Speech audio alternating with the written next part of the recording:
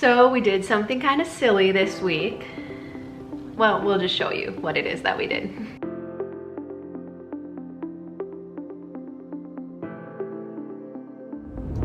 Well, we are on a special mission this morning. Where are we going, guys? We're gonna get puppies. Are we getting how many puppies? One, right? And is it a boy or girl? It's a girl.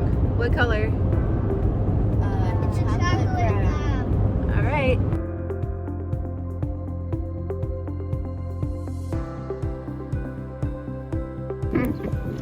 They're pretty cute.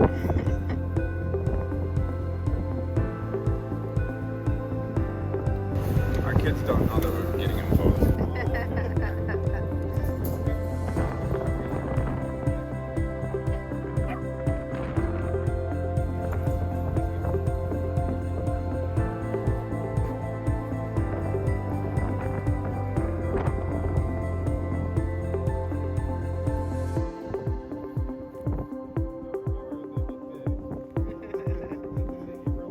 So are you guys surprised that we're getting 2 puppies? Wait. Did you know this the whole time? We knew this, yeah. Can we all just take a moment in silence and just breathe that in? All right, here's the... Puppies. Okay, so we'll introduce you to the puppies this morning, tell you what we need help with. We'll also give you a Everything. quick update on our room swap that's going on, and also an update on the shed moving. So there's been a lot of stuff going on this week. A lot. Which would maybe cause some to believe that it wasn't the best time to get puppies. I'm just saying. All right, let me back up real quick. So we had a 4-year-old, really pretty yellow lab or white lab named Kona. When we got her 4 years ago, we had planned to train her and like to have a lab around her, some kind of dog that will help keep the wild animals out of our yard. Here's what actually happened. We gave Kona to Dawn's brother Eric in January, late January, before we left on vacation. So since then, we've been home for, what is it, not even a month, a little over a month? We've had a bunch of critters in the yard. Varmints. Possum. The turning point for me was the day you went out to our little barn to feed the cats and the chickens, and you went into the enclosed plastic container where we store the food. And That was last year. I know, but what was in there? A raccoon. The kids play outside all the time, and so I worry about them coming across an animal.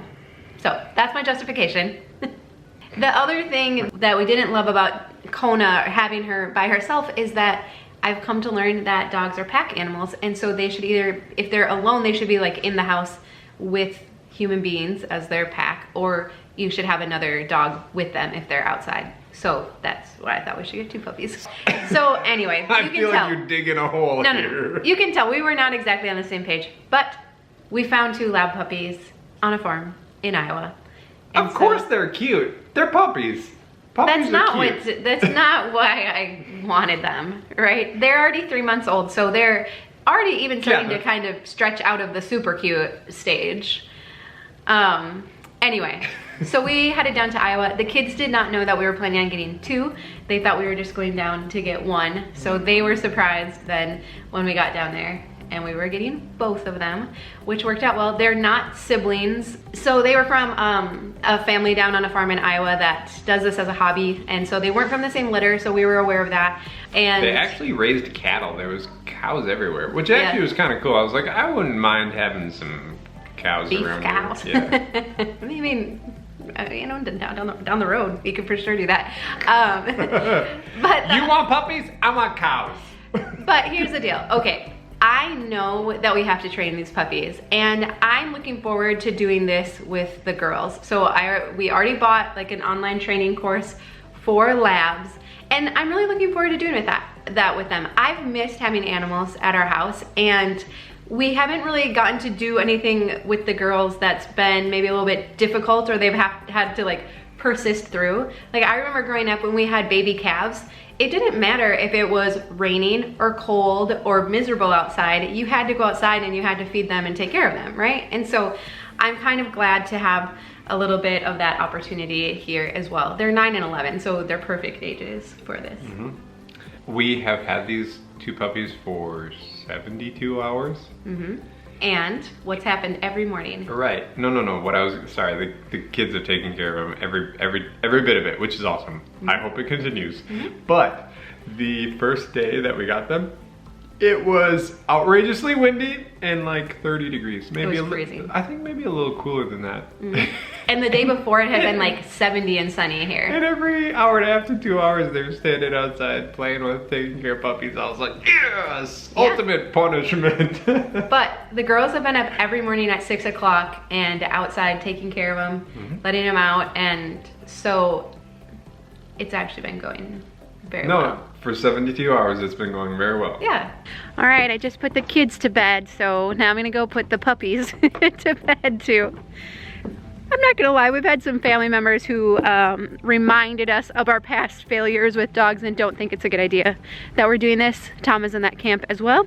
But the only good thing when people are like vocally against something you're doing is that it makes you more resolved to be successful this time around. So the girls and I are like, game on. These are gonna be the best puppies in the neighborhood and they're gonna be awesome and everyone's gonna say we did such a good job training them and that they're so glad we got them. So I don't know if that's actually true or not, but we're gonna try. All right, let's see what these guys are up to.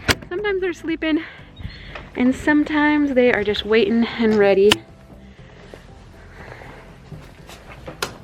Hi guys. Hello, are you ready to come out? Get you some water? Huh? Yeah. So we have thought through like what are we gonna do when we travel, and we have someone that comes and stays at our house, so that shouldn't be an issue. And maybe if they're really well behaved, we would sometimes take them with us too. So we're just gonna play that by ear. Yeah, whenever that excursion comes back, I was just thinking, check, another reason for the excursion, big back, 2 dogs in a cage with all the herd of people everywhere. And we did want to get labs just because we're really familiar with them. We always had labs growing up and they were just had such great temperaments, and I appreciate there's been some comments too about like make sure to like train them with kids, like play with their tails and their feet so they're used to that, so that when we do have foster kids that they'll be, you know, good with them as well. So we're trying to think through everything. I know this seems sudden, but we had been thinking about it for like at least a week beforehand. So when Dawn says we, I've been thinking about it for a while. Okay. I just checked it right out of my mind, like having babies again. That's totally out of my mind too. Yeah. So anyway, but we need your help because they don't have names yet, and so we need some names for them. So we have children watching us over here. They wanted to name the dogs, and I think I'm very particular on the name for a dog. So the chocolate lab is a female and the black lab is a boy. The black lab, like, that's gonna be a big dog. He's like, already really chunky and big paws. Huge paws, wide face. I'm like, okay, see that, now we're talking. So I think it'd be fun. So it's gotta have a good name. Yeah, and I think it'd be fun to have names that like kind of go together, like a girl and a boy. I don't really care about that. So we would love to know if you have any ideas. So it has to be a masculine male name. Yeah. Tom had said like Bo and Duke, but I'm like, that's too dudes. So we could do like Duke and Daisy.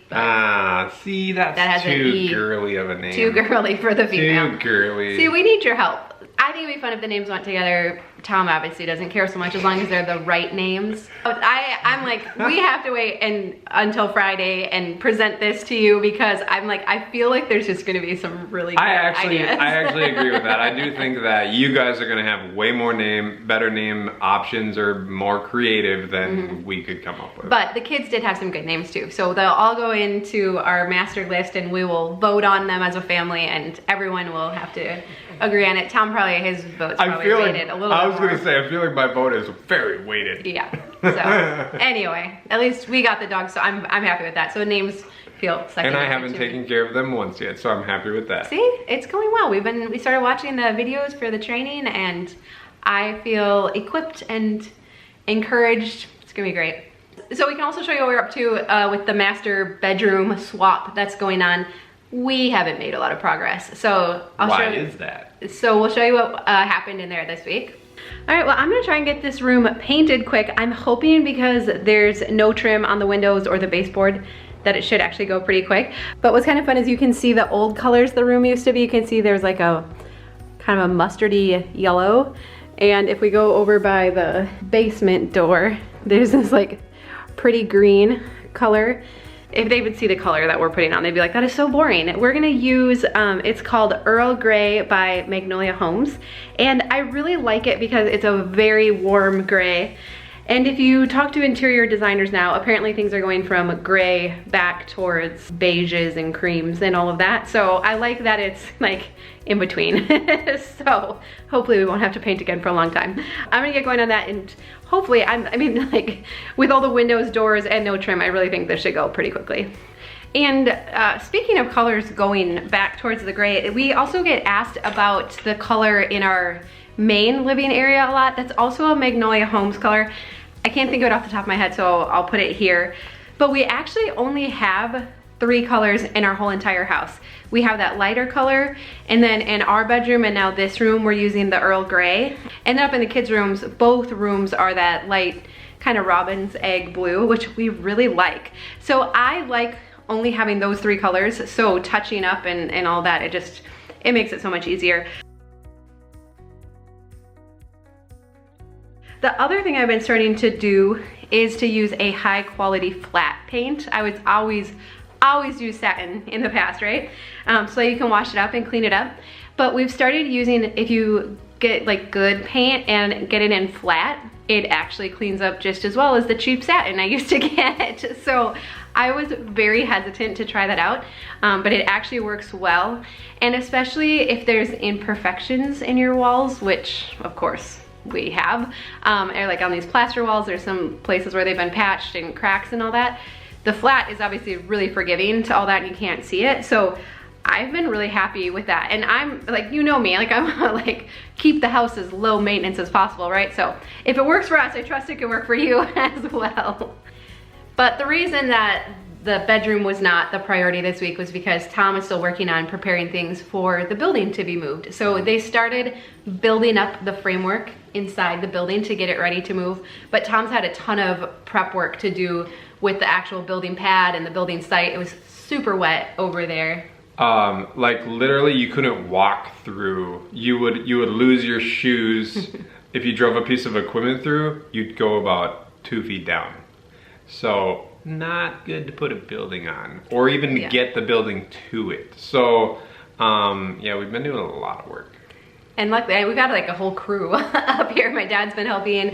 Their friend Dean has been helping too. Your brother came out. My brother. So, and they all really know what they're doing. So it's been great. I'm the novice of the group. So it's coming together, but it's just taking a lot longer. So that's kind of where things are at with the shed project as well. And I guess we haven't recapped that so recently, that we're moving this shed that's been behind our house for a few reasons. One really big reason. Dawn doesn't like it there. It blocks the sunrise. Here's the video of what the sunrise looks behind the shed. But it's not just that. We also, like we've talked about, we want to lift up our house and put a new basement under it. And when we do that, we want to slide it back a little bit because we're really close to this like beautiful big oak tree that's in front of our house. Dawn's trying to, she's giving me the eye like, right? Agree with me, Tom. Agree. No, is that true or not true? That's true, but I have suggested, because we have 2 windows that face the shed, that is what blocks the views for Dawn. I'd suggested, why don't I put 2 windows through the shed so you can look right on through the shed. You see your sunrise through the windows. Or if that's not acceptable, we can do a set of mirrors. We can do a mirror to a mirror. Yeah. So you're looking up at video monitor. Yes, yeah. A video monitor. No. So much cheaper. No, it's not the same. So here's the deal. Our hope, Lord willing, is to live here for the rest of our lives. And so it just becomes one of those things, like as Tom was talking about wanting to finish that shed and to make it his shop. Dawn was like, hold on, put your brakes on. You're not doing anything else. Do we do that in that location, or do we move it, but now you're on board with it? Yeah. Well, obviously. Well, obviously. Yeah. Yes, obviously. So. Now I'm geeked out excited about it. Let's get it over there and finish that thing. So ultimately, I think it is gonna make our whole layout of our yard and everything just feel nicer. Anyway, so it is gonna be fun to get it moved, and Tom can finally turn it into his shop, which will be very nice, and then he'll have an office out there, and life and a will bed be so and good. a kitchen and a bathroom. Life will be good, right? I don't know. I'm looking forward to it. We've all had a lot of time together, so I think it's been good for you to have your own dedicated space. We also wanted to let you know that coming up on Sunday, we're gonna do a YouTube Live for Easter, so we're looking forward to that. Also, if you need a really fun and easy centerpiece, I'll link down below our Easter bundt cakes that the kids and I made. They're so easy. There's directions for each of them. Super easy. You wanna know the easier one? I don't know, I haven't shared this with you. I have made a much easier centerpiece for Easter. For Easter? Would you like to see it? Is it the crankshaft? No, look. Oh. See, it's right here. It's very minimalist. Good job. Right there, all done. So we'll hope to see you on Sunday for the YouTube Live. That'll be a lot of fun. But we hope your preparations for the holiday weekend are coming together well. We hope your projects turn out and go smoothly. And we'll see you again soon. Oh, what are your puppy names? Yeah, please. Leave those. We need help with that. We love you. We'll see you again soon. Bye-bye.